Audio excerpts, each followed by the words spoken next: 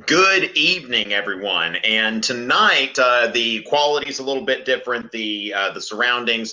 I've got my backup webcam, the one that's actually in my computer, because my external one's at home. I'm actually at a recording studio. There are some guys that graduated from the high school where I teach several years ago, and then they just asked me if I wanted to professionally record. Maybe I asked them, I forget. But anyway, I'm recording my Bismarck rap for AP Euro. And, so they're doing that. If you hear some stuff in the background, they're actually tracking that. These guys are like, it's just, I happen to know some professionals. Yeah, you can hear them over there.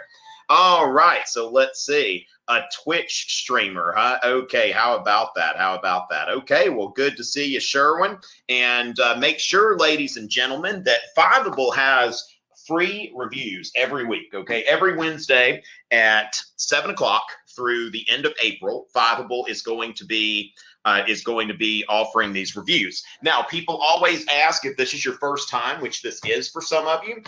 People ask like, okay, so can I watch the replays? Yes, you can if you're a Fiveable Plus member. Now, if you have already gotten Fiveable Plus or your teacher got it for you at the beginning of the year, then you're good. Okay, so that's fine. Fiveable Plus also will get you into some special Cram sessions. Okay, I saw some folks here talking about this is the first session that they're part of here.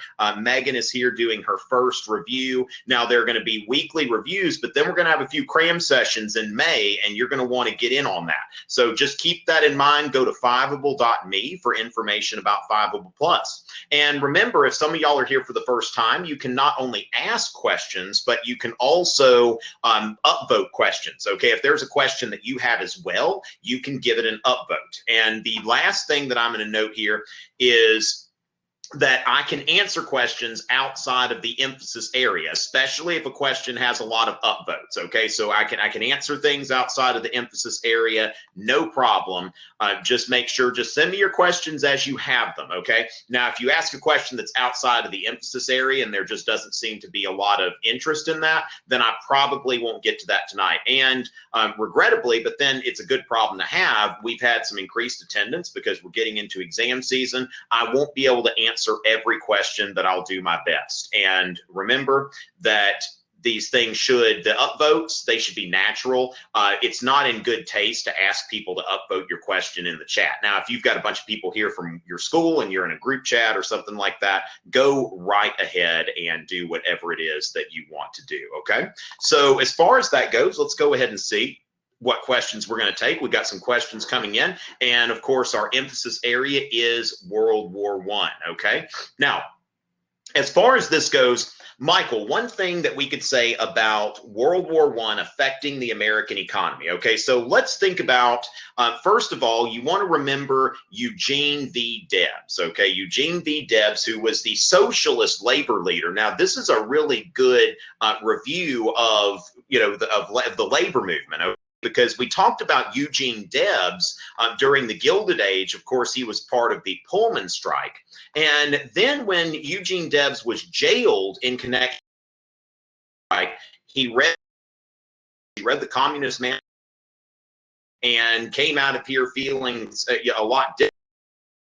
And so Eugene V. Debs was specifically a socialist labor leader, but we don't want to mistake every labor leader for a socialist, okay? So now Eugene Debs was jailed again in 1920 or during World War I, so maybe he was jailed in 19. Doesn't really matter, okay? Eugene V. Debs was jailed. So he jailed for speaking out against the draft. So the Espionage and Sedition Acts. Now let's kind of think about this. These were acts that outlawed anti-war speech and other activities that undermined the war effort. Now, one thing I'm recording a German unification rap, I thought I would wear my Germany shirt, Deutschland, with the eagle on it. Now, according to the Espionage and Sedition Acts, if this would have been during World War I would be committing a crime by wearing this t-shirt, okay? Because I am displaying the logo, like I could be seen as supporting the enemy. So, just like you heard about the Alien and Sedition Acts that were passed in 1798, oh, is something going on with the audio? What's going on with the audio? What's happening? Can you hear me okay? All right, so hopefully that's hopefully we're good. All right, the quality is okay. The video is lagging. Okay, but you can still hear. Okay, so as far as that goes, and the quality is a little bit weird. I can hear, but not. Okay, let's see. Toggle video. Let's see.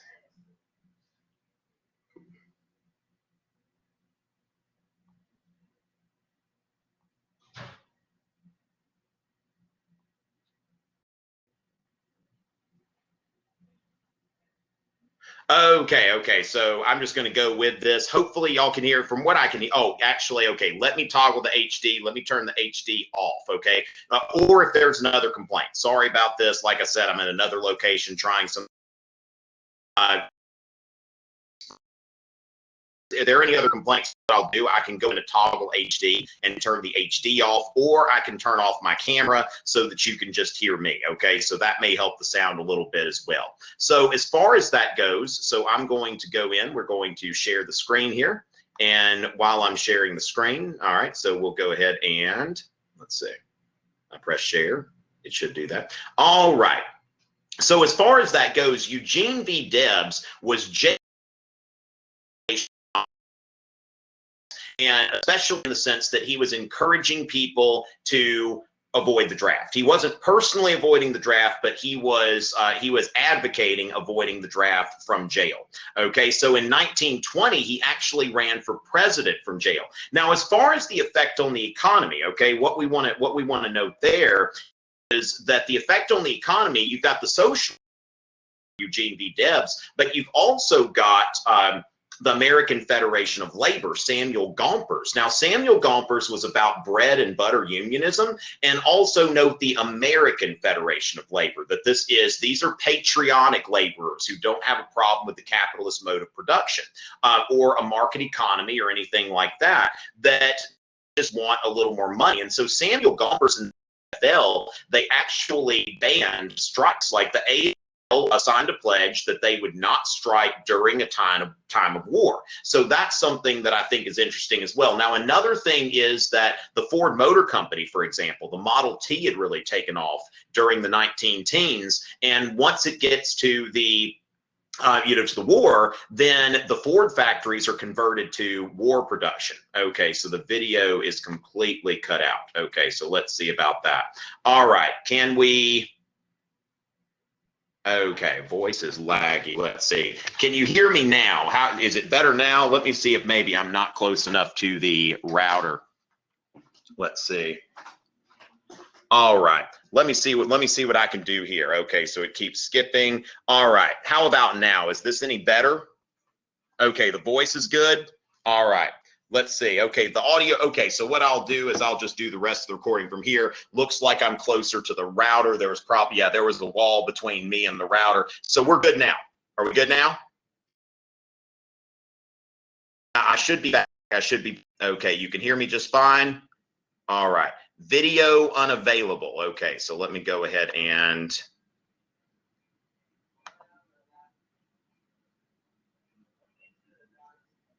Okay, if the audio is good, then we'll just go ahead and go with that. Okay, so you just go ahead and I'm going to turn the video off. We're going to keep the audio going. We're going to see what happens there. Okay, so as far as that goes, we're finished answering that one. Now, the topic I would like to know more about would be the Harlem. The audio is not good. Okay, what about now? Okay, audio is still awful. Okay, skipping audio. Seems okay. Well, I'm going to keep going. And again, sorry about the situation here. Audio's fine now. Okay, good. I think we found something. We can keep doing it. Okay. All right, so let me know if there are any other problems, but I think we're going to be good here. Okay, so you can understand it. All right, good deal.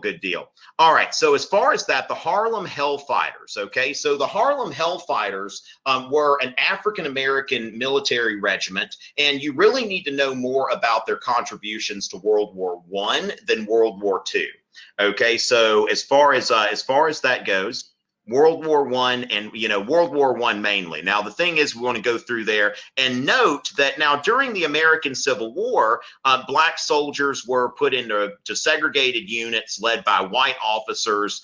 There were some that actually saw combat, okay? But we want to note that during World War I, African-American soldiers, 380,000 African-Americans served, but were restricted to non-combat roles. There were a lot of white soldiers at the time who refused to serve in their units alongside colored soldiers, and so these regiments are made at that time.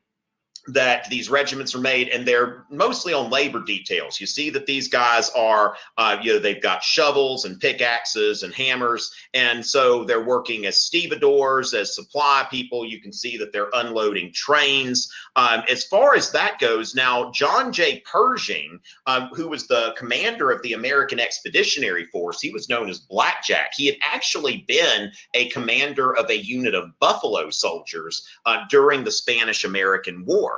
And so the thing is, this gives us an interesting POV here, because in 1898, when he was commanding this regiment of Buffalo soldiers, he said, "We officers could have taken our black heroes into our arms. They had fought their way into our affections as they have fought their way into the hearts of the American people." So he's got, this all-black 10th U.S. Cavalry Regiment. Now, of course, he is, he's bragging on his own troops here, and they've won a battle. Now, when we get to World War I, okay, same guy, John Pershing, 20 years later. Now, note here that this is a secret communication concerning black American troops to the French military, okay? So whereas this is reporting about the conduct of his own unit, this is kind of a primer for French officers who are hearing, oh, by the way, Americans tend to be a bit racist, okay? So he sends this to the French army officers and says, "We must prevent the rise of any pronounced degree of intimacy between French officers and black officers. We may be courteous and amiable with the last, but we can't deal with them on the same plane as white American officers without deeply wounding the latter. We must not eat with them, must not shake hands with them, seek to talk to them, or to meet with them outside the requirements of military service." Now, what you could say here, did John J. Pershing's views on race change personally? Probably not. You think about that his purpose here as the commander-in-chief of the American Expeditionary Force, he's trying to keep everybody, for just keeping people calm and making sure there's not controversy. So he's really talking to these French officers to try to explain to them American customs. But it's an interesting, definitely an interesting pair of documents here when we think about the different points of view. Now, the Harlem Hell Fighters that you asked about, the 369th Infantry Regiment. Now, the Harlem Hell Fighters saw combat, but they did so under the French flag. By the time the United States troops got to the front was really about 1918. We entered the war in 1917, but as far as actually getting there and fighting, this is 1918. And by that time, a lot of French units are mutinying. They're refusing to fight. They're really war weary. So they put this infantry regiment on the front lines. And here you can see a picture of the Harlem Hell Fighters, and they are wearing French military decorations, the Croix de Guerre. So they're not even being awarded with American combat decorations. So in some ways, if you think about it, it's like, okay, you've got black units led by black officers, maybe a step up from the Civil War in that sense, but at the same time, you still have segregated units. And then there's a step back, really, that when you see that these soldiers are not being allowed to fight unless they're fighting under the flag of another country.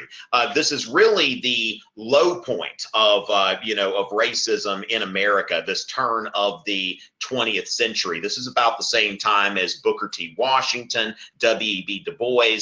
Of course, you had all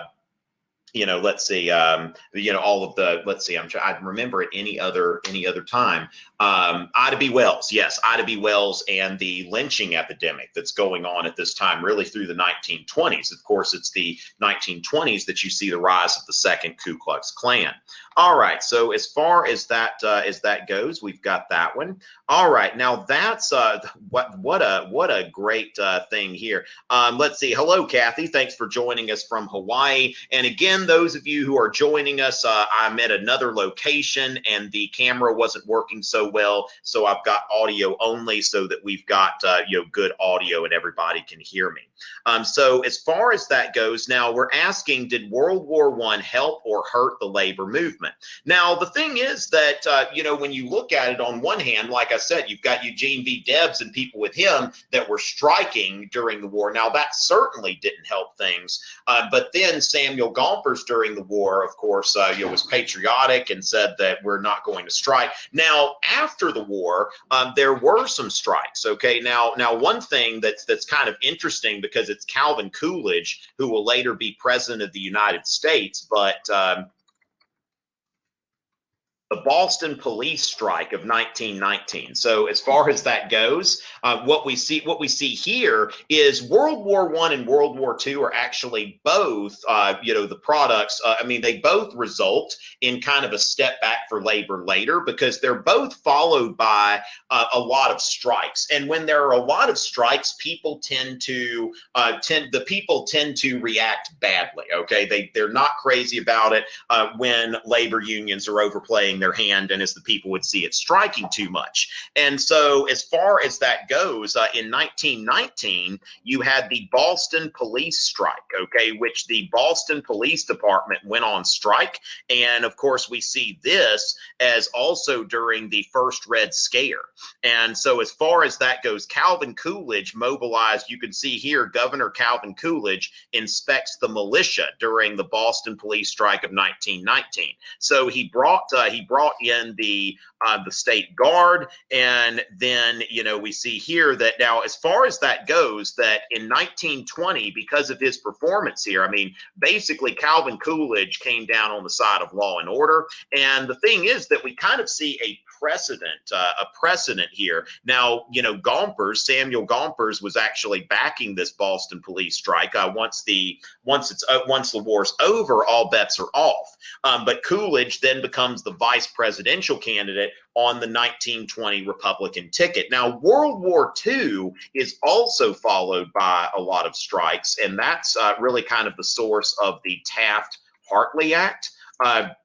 And that's, of course, after World War II. That'd be interesting. Sometime between now and the exam, we do one of our Cram sessions. Remember, go to fiveable.me for Cram sessions. I'll go over the history of American labor. And the Taft-Hartley Act is a piece of congressional legislation, 1947, that basically rolled back some of the things that, the Great Depression. So if we're thinking about it, the Gilded Age, terrible time for unions. The Progressive Era, more pro-union. The 1920s, walking that back a little bit, the Great Depression, very, very pro-union. And then, of course, after World War II, we see that the Taft-Hartley Act passes, which gives states the authority, like if you've ever heard of a right-to-work state. A lot of y'all live in right-to-work states. Let's see, so right to work laws. These are basically states that say that nobody can be forced to join a union. And here's a map here. You can see that right to work states are very prominent in the South. Of course, in the Rust Belt here, this has been very recent, that Michigan and Wisconsin and Indiana and Iowa, because Republican administrations have come in the Midwest. Generally, labor unions tend to back, especially if you take AP government in the 20th century, tend to back Democratic candidates. So as far as that goes, that would be just a bit of something about the labor movement. But know that during the 1920s, there was definitely some walking back with the definitely some walking back of the progressive era stuff there. All right, so what is the difference between World War I and World War II? Okay, I don't even know where to begin. All right, now, first of all, World War I started in 1914 and ended in 1918. World War II started in 1939 and 1945. Now, the thing is, when we think about it, we need to think, when we're doing LEQs, similarities and differences, okay? Similarities and differences. So you want to think of the similarities as well, that in both cases, the United States was not very quick to intervene in that war. It took a couple years. Of course, in World War II, it took the United States getting attacked by Japan. But at the same time, the United States was very was very hesitant to get involved in both. Now, a big difference would be the mobilization after the war. Okay, so after, oh wow, okay, well that would be something. Megan, you wanna spend a little time on YouTube. It sounds like LEQ is a long essay question. Basically, you get an essay prompt and you'll write it. Now, but as far as that goes, that after World War I, we saw the 14 points with Woodrow Wilson going for, wanting disarmament, reduction of arms, because the arms buildup had been seen as a cause of World War I. Now, as far as World War II, we see the beginning of the Cold War. So there is a continued mobilization of U.S. military forces, really for the first time.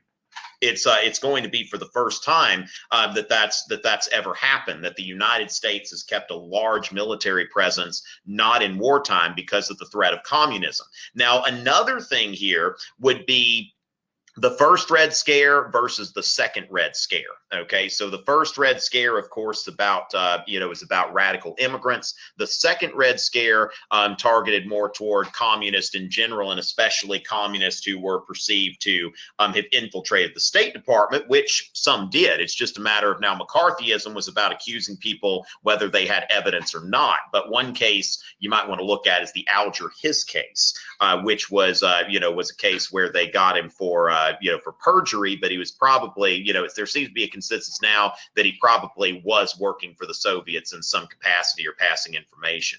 All right. So as far as that goes, all right. So what are the reasons different countries joined World War I?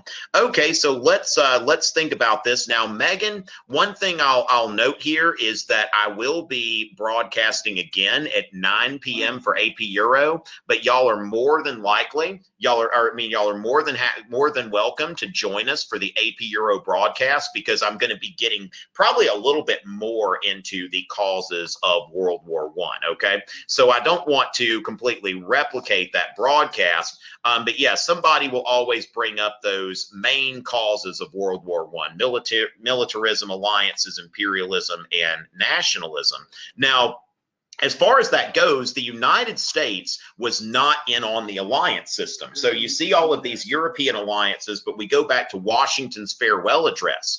And Washington's farewell address, it was like, let's stay out of all of these permanent alliances. Okay, so that's the old Washingtonian, Jeffersonian foreign policy, that the United States is not going to be involved in an alliance. Now, the other thing here that we want to note here is that Americans tended to be divided in their sympathies based on where they were born. So native-born Americans, Greek and Russian immigrants would have a preference for the Allies, whereas German and Austrian immigrants, which if you live in the Midwest, there is a lot of German immigration there. So Germany is actually, when you separate England, Scotland, and Ireland, then you see like British Isles would be the biggest source of immigration and American heritage and ancestry. But when you separate the British Isles, then German is the #1 professed heritage of Americans today.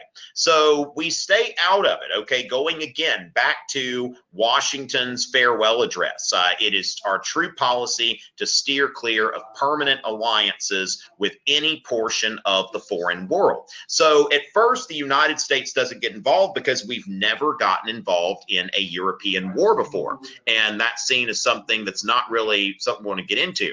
Now, as far as the provocations, all right, when we think about the provocations, when I made this slideshow, my daughter was about 3 years old, and we were watching a lot of Dora the Explorer. Some of y'all watch Dora. Come on, really? Right? I mean, don't act like you didn't. And so I think about like the map, and when we think about where are we going, World War I. All right, so when I think about that, how did we get to World War I? Okay, and the map shows us cruise ship, telegram, submarine. Say it with me.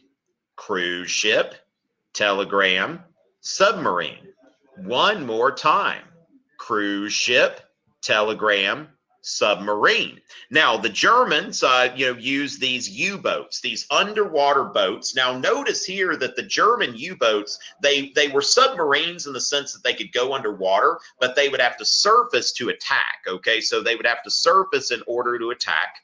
And so what happened in 1915, we have the sinking of the Lusitania, which was a British luxury liner, but it had 128 Americans on board. Now, one other thing we want to note that it had on board was also some armaments and ammunition and stuff like that. The Germans weren't stupid, okay? So anybody trying to portray this as just some kind of vicious attack by the Germans on a civilian vessel. Now, of course, that was the British propaganda, right? That the Germans fired upon this cruise ship, but at the same time, they were getting stuff from the United States and bringing it back on this cruise ship, thinking that the Germans weren't going to fire upon it. Now, of course, that opens up another thing when we get to the 1930s and the Nye Report and the Neutrality Acts, because what we're going to see from there with the Neutrality Acts is that, Americans look back in the 1930s and they're like, our arms industry got us involved in that. Now, the Lusitania is a provocation, but it did not result in us getting involved, okay? Now, part of that, when you look at this, that travelers intending to, now this is a message from the Imperial German Embassy, okay? Travelers intending to embark on the Atlantic voyage are reminded that a state of war exists between Germany and her allies and Great Britain and her allies, that the zone of war includes the waters adjacent to the British Isles, that in accordance with formal notice given by the Imperial German government, vessels flying the flag of Great Britain or any of her allies are liable to destruction in those waters, and that travelers sailing in the war zone on the ships of Great Britain or her allies do so at their own risk. Now,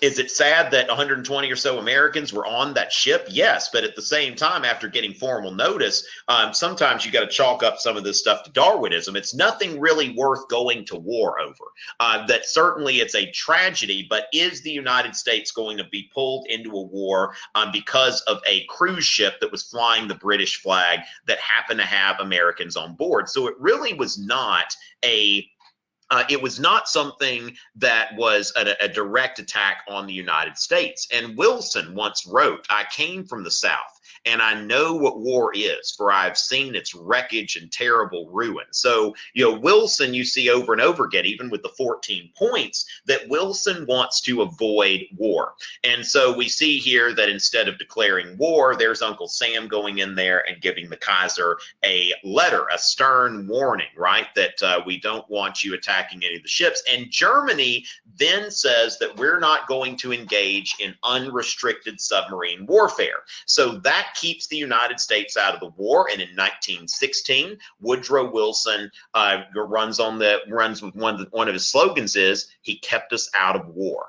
And so you see Woodrow Wilson had a pretty good victory there, a very slight victory. Now, of course, that could be the minor party, probably the Socialist Party there that they haven't put on there. Eugene Debs is running for president over and over again around this time. Now, this was an ad that caused a lot of controversy about 10 years ago or so, I think, that this ad was an absolute vodka ad in Mexico that was basically like, hey, in an absolute or perfect world, then the United States wouldn't have taken all this land. And some people are pretty bitter about that. And I mean, they may have a reason to be. But what happened here is the Zimmerman telegram, or the Zimmerman note. Now, when we look at the Zimmerman note, that was a telegram from Germany to Mexico. And so what happened here was basically that Germany said that if the United States gets involved in the war, then if Mexico will attack the United States, Germany will provide some assistance. And Germany was saying, we'll make sure you get back Texas, New Mexico, and Arizona. And so as far as that goes, this is something that Mexico ended up not doing it. Okay. Now, of course, this was also like smuggled by the British. It was intercepted by the British. That's how we found out about it. But as far as that goes, Mexico did not agree to this, okay? Mexico did not agree to it, but for one thing, the United States is not happy that Germany has really, now this is an act of aggression against the United States to tell another country, to tell our immediate neighbor that at that time wasn't on great terms with us. Woodrow Wilson had sent troops against Pancho Villa, who was raiding into the United States at that time. So telling a neighbor of ours to attack us, that didn't sit well. Now, the other thing here is to note that they are going to begin on the 1st of February, unrestricted submarine warfare. Okay, so that's the other thing. Okay, so when we think about it, cruise ship, telegram, submarine. Okay, now these are both kind of part of the Zimmerman telegram or Zimmerman note, but they're two separate provocations. So first of all, there was the Lusitania, which didn't get Wilson to get us into war, but there were some, like Teddy Roosevelt, who was in retirement at that time, but still pretty outspoken. There were some Americans that wanted to get involved in the war after the Lusitania, but it was the Zimmerman telegram with its provocation to try to get Mexico to invade, and of course the unrestricted submarine warfare that leads to Wilson's war message. Okay, so when we think about the most direct cause, okay, and when we're talking about causes of wars, whether it be the Revolutionary War, the Civil War, Wilson's war, World War I, there are typically going to be, some underlying causes, but then the direct cause. Okay, the direct cause here, Germany's policy of unrestricted submarine warfare. So Wilson in his war message puts out a national interest because we have a national interest in navigating the seas. Now, what war does that sound like a little bit? Let's think about it. Doom, doom, doom, doom, doom, doom, doom. All right, so as far as that goes, if you're thinking the War of 1812, excellent, because the War of 1812, you think about the British impressment. And so Woodrow Wilson saying this policy of unrestricted submarine warfare is unacceptable to the United States. Now, then Wilson, of course, this goes along with his moral or missionary diplomacy, that Wilson is he's an idealist. He wants to help democracy. So he says that while we're over there, we're going to make the world safe for democracy. So when Wilson talks about a purpose of World War I as making the world safe for democracy, that is consistent with his so-called missionary diplomacy.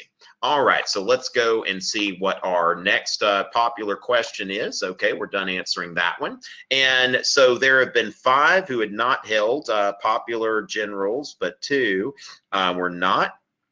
Some of the pros and cons.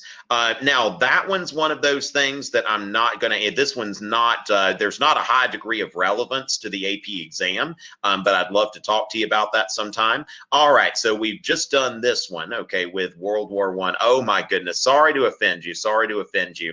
But at the same time, now one thing that I would note that might make it at least a little bit relevant, if we think in terms of populism, okay, that when it comes down to it, an outsider may be more likely to try to, directly, they're coming from outside the political culture. That tends to be the charm of an outsider, is thinking in terms of this person is not part of the political establishment, and maybe they'll do something like when you think about Eisenhower, that Eisenhower was, he was someone who was a military guy, not really a politician. And on his way out of office, he said something that during the Cold War was seen as a little bit, whoa, you're saying we need to dial it back, when he talked about the military industrial complex. All right, so as far as that goes, now, Daisy, I would say that the most important part of Warren G. Harding's presidency would be his campaign, okay?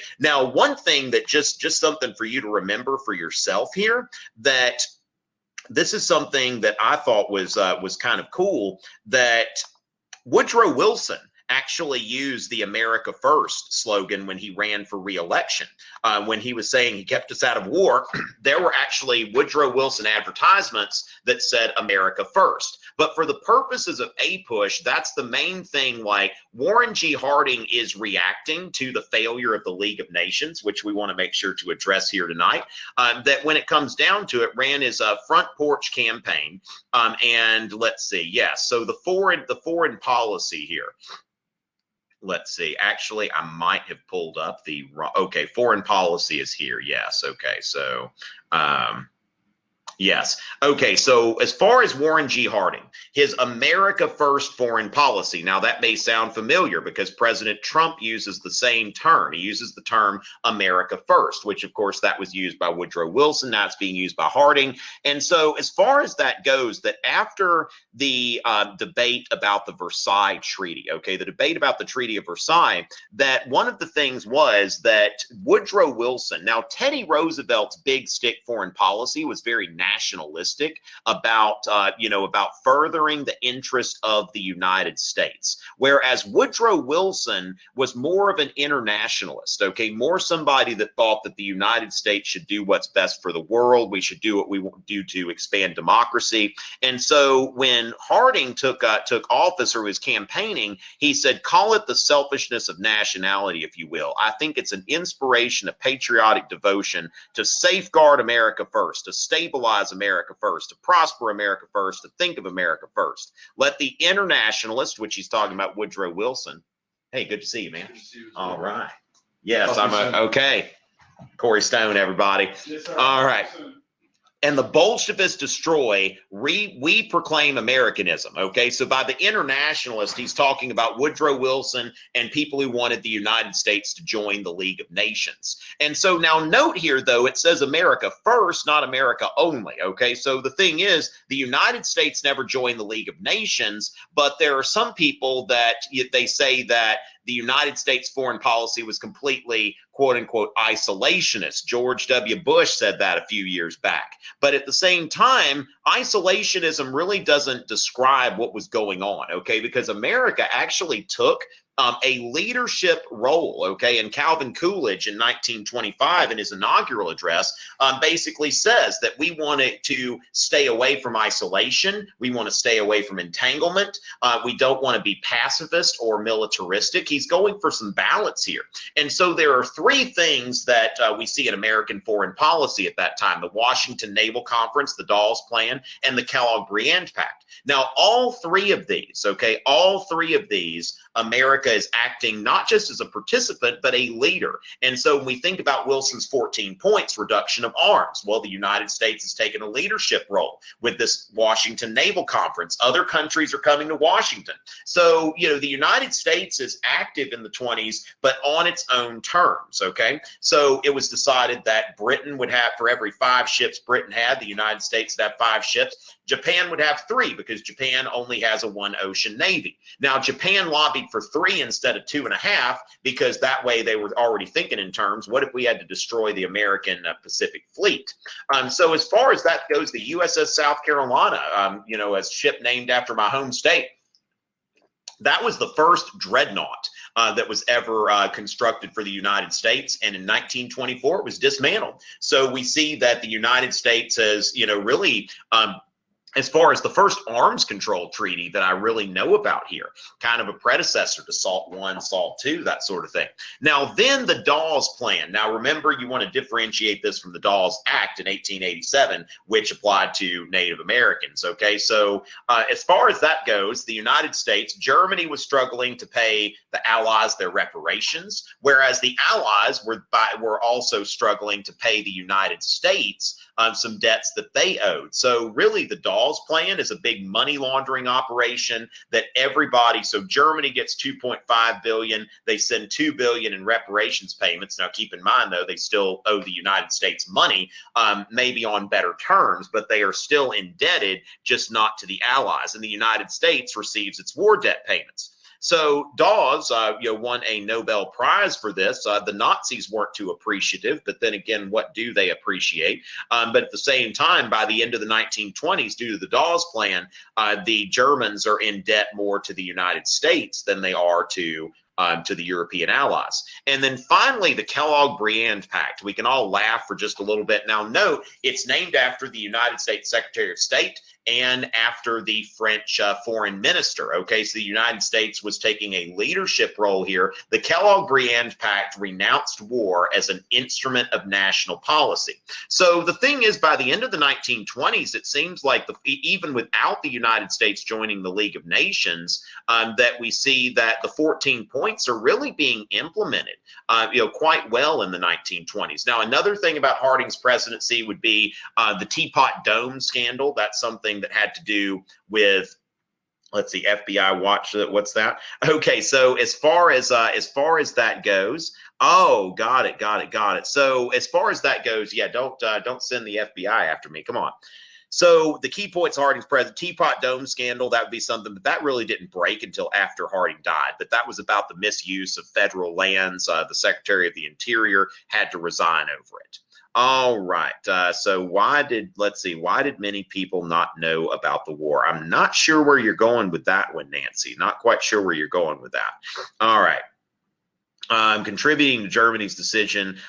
So Brandon, yes, as far as that goes, that there was really kind of a stalemate in Europe before the United States got involved. And so when you're looking at a stalemate, then when somebody else comes in, the United States all of a sudden brings like fresh troops, like with morale, like the kind of morale that the European troops had in 1914, 1915. So the United States has all these enthusiastic troops. Also, what we want to remember here is that at this time, the United States was the largest industrial power in the world. And so Germany was second, Britain was third.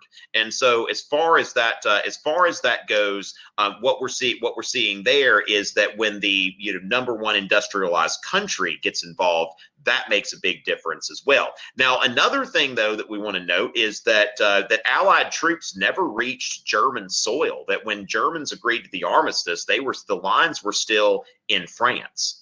All right. So as far as that goes, let's see. Now, I'm not finding the question that really needs to be asked. Okay. So I'm going to go ahead and tell you here what you need to know, rather than what you want to know. Okay, yeah, let me answer Sherman's question real quick. A hypothetical.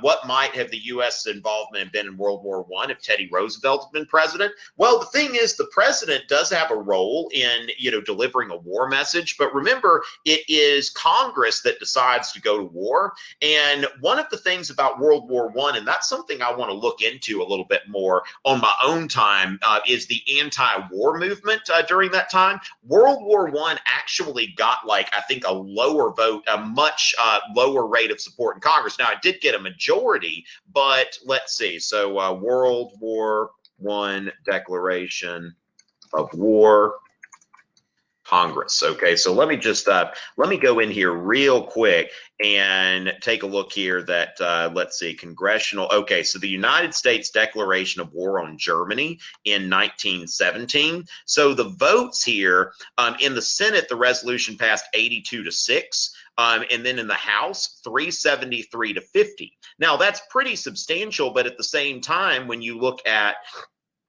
that going on, that's still about 1 in 7 members of Congress opposed it. So that's of course with the Zimmerman telegram and unrestricted submarine warfare. So I don't know if Roosevelt would have been able to get a congressional declaration of war, especially at that time with the Democratic Congress. But that was a good question. Interesting.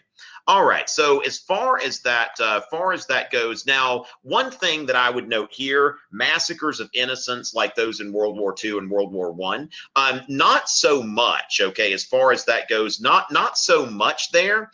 But at the same time, that doesn't mean that we can't pretend. Okay, so part of the propaganda campaign. Okay, so I'm going to get into some things that you really need to know here, because people aren't asking the right questions. I don't know if anybody's seen iRobot, where that guy's like, you're not asking the right questions. And so as far as that goes, the propaganda campaign. Now, first of all, we want to note now another thing, that the Selective Service Act, there are 4 drafts in U.S. history: Civil War, World War I, World War II, and Vietnam. So the world wars are in the middle of the 4 drafts. Now, the propaganda campaign, okay, so what we're looking at here is recruitment, war financing, conserve resources, and dehumanize the enemy. Now, when you ask about the war economy, conserving resources was a voluntary thing, okay? So the government didn't take over the economy in terms of production and consumption like we see during World War II.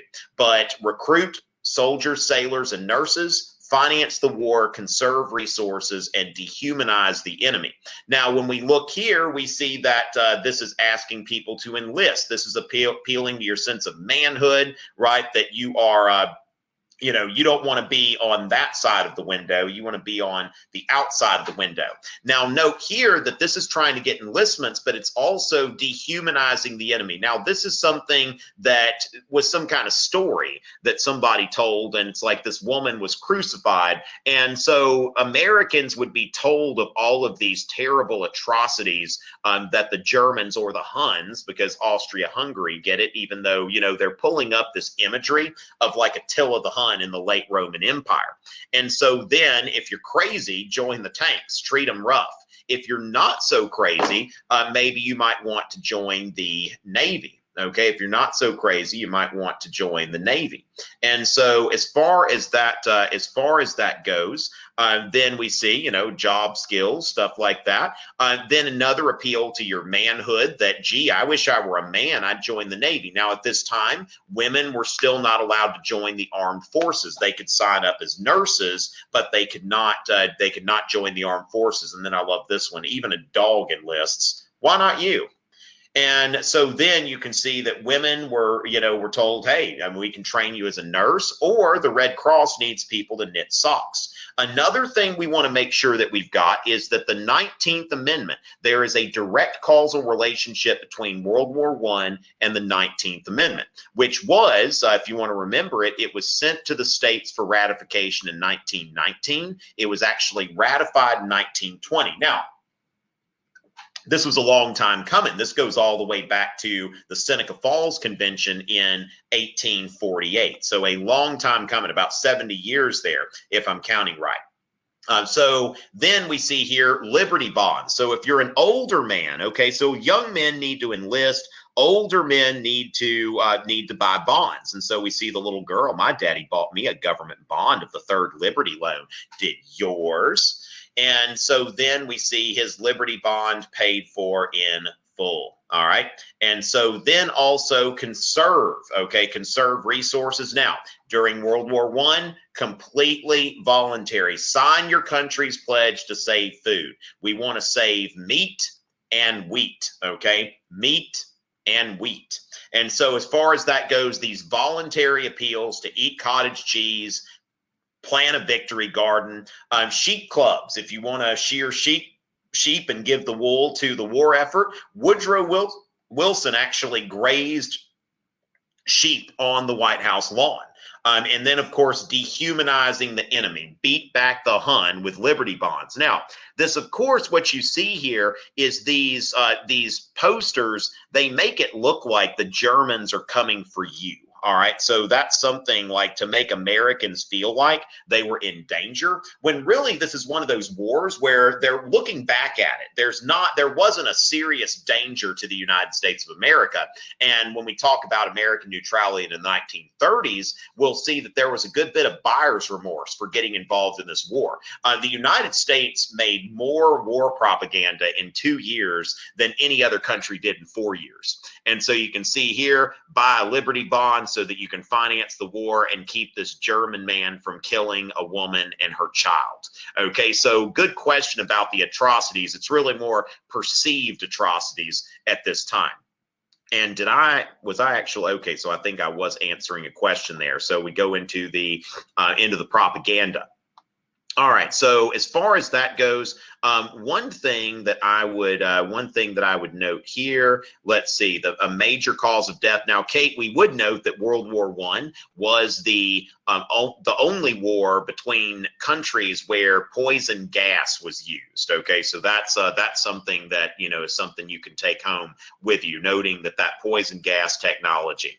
All right, so then what we need to get into is the Versailles Treaty debate. Okay, so I don't see any questions about this, but it's something that is very, very important. Okay, so as far as that goes, let's go ahead and take a look at that, because that's going to be something that's really important, even though no one's asking about it. I think this is critical to understanding World War I and where foreign policy is going. So now I've got a video about this as well. If you go to my YouTube channel, YouTube/Tom Ritchie, then you'll find, or you can search for Wilson versus the Senate. Okay, that's going to be on my YouTube channel. It's really, I made that video in like the first year of my channel. So as far as that goes, I think that goes back to like 2013 or so.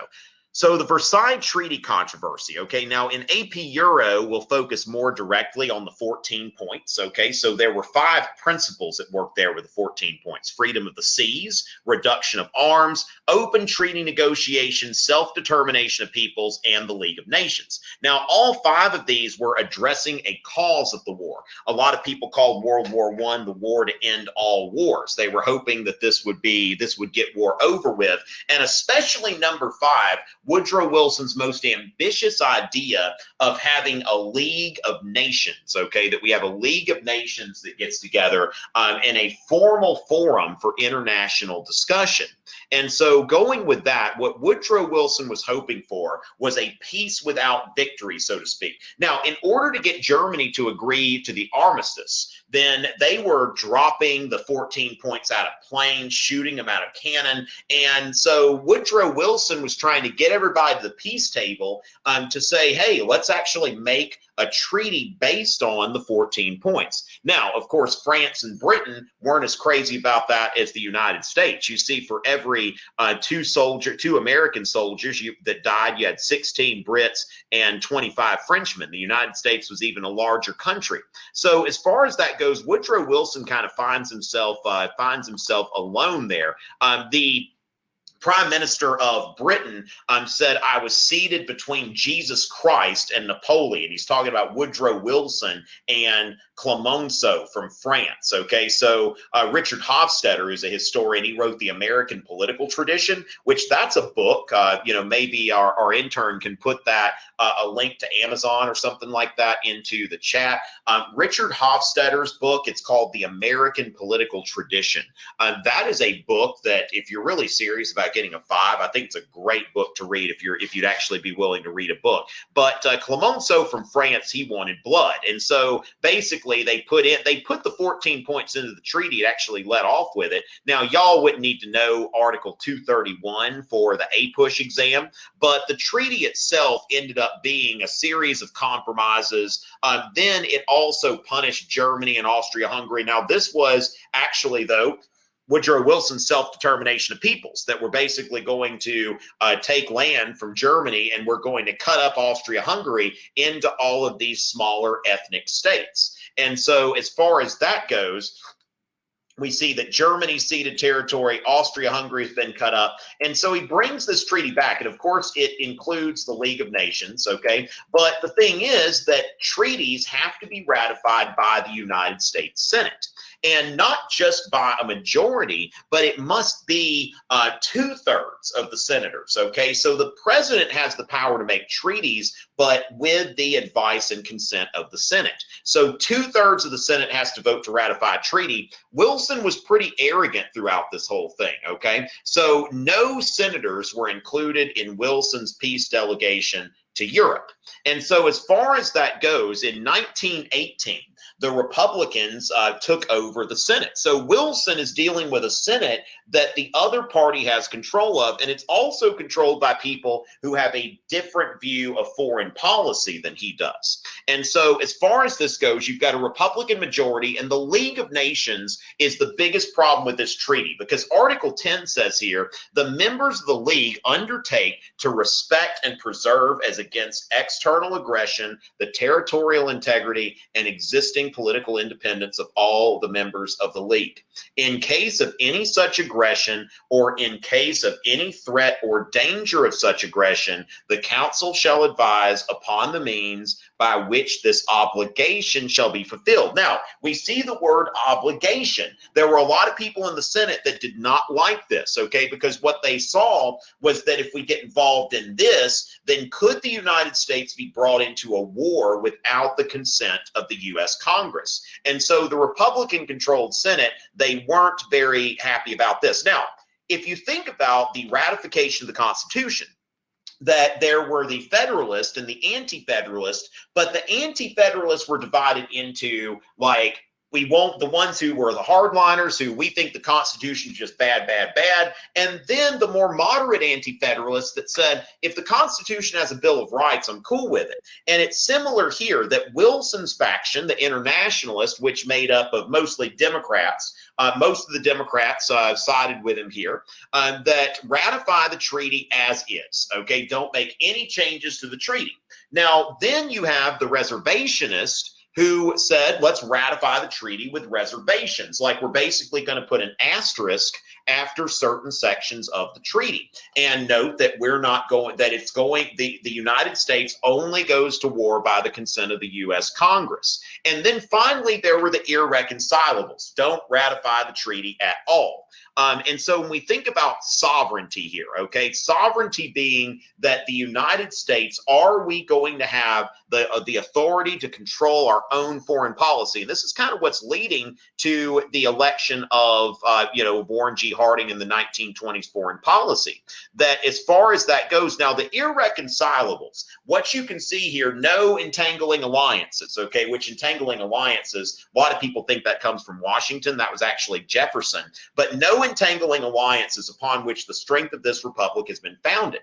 And so William Borah represents this irreconcilable faction, a lot of whom were champions of this Washingtonian, Jeffersonian foreign policy, what some people refer to as quote unquote isolationism. So the irreconcilables, America should avoid all foreign entanglements, whereas the reservationists tended to come from the more like Teddy Roosevelt imperialist wing of the party, that America should have a powerful and muscular foreign policy, but we are engaging the world on our own terms. So Henry Cabot Lodge, the Senate Majority Leader, came up with 14 reservations, which I find funny. I could imagine them like, hey, we've got 12, we need 2 more. So they wanted 14. Now Wilson has a chance to be like Jefferson like Madison and Hamilton and compromise and get the treaty passed. But even when Europe, okay, so is Wilson going to compromise and pass the treaty or stand his ground and fail? And so Europe to the United States says, we're okay with the reservations, go for it. But Wilson said the Senate must take its medicine. Now, the thing is, the Senate, though, Wilson's trying to be all Democratic, goes on this speaking tour where he has a stroke, okay? He goes all around the country, even targeting some senators that are in vulnerable areas. So he's like, I'm going to do a speaking tour. He has a stroke. That doesn't end up working so well. So what happens here is that Wilson does not compromise with the reservationists. He tells his own people to vote against the treaty with the Lodge reservations. And so the irreconcilables and the internationalists vote against it, and it fails. Okay, no Henry Clay was there for a compromise, and the United States never joined the League of Nations. Now, Woodrow Wilson did get a Nobel Peace Prize, but the United States did not ever join the League of Nations. All right, so ladies and gentlemen, like I said, nobody asked about that one, but that's something that is very, very important, okay? Very, very important there to make sure that you understand the Versailles Treaty controversy. There's been a DBQ on that one in the past. And actually, it may be that I think that it could have been on the alluded to last year on the APUSH exam. Now, while I'm looking this up, let's see, so APUSH free response.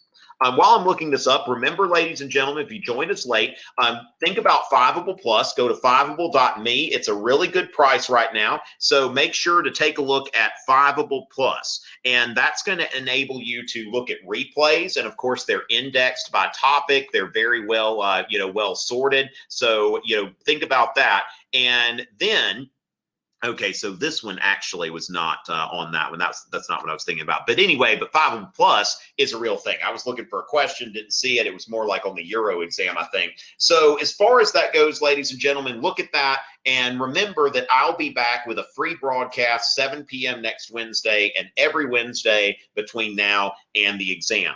Thank y'all so much for coming tonight, and it is always a pleasure.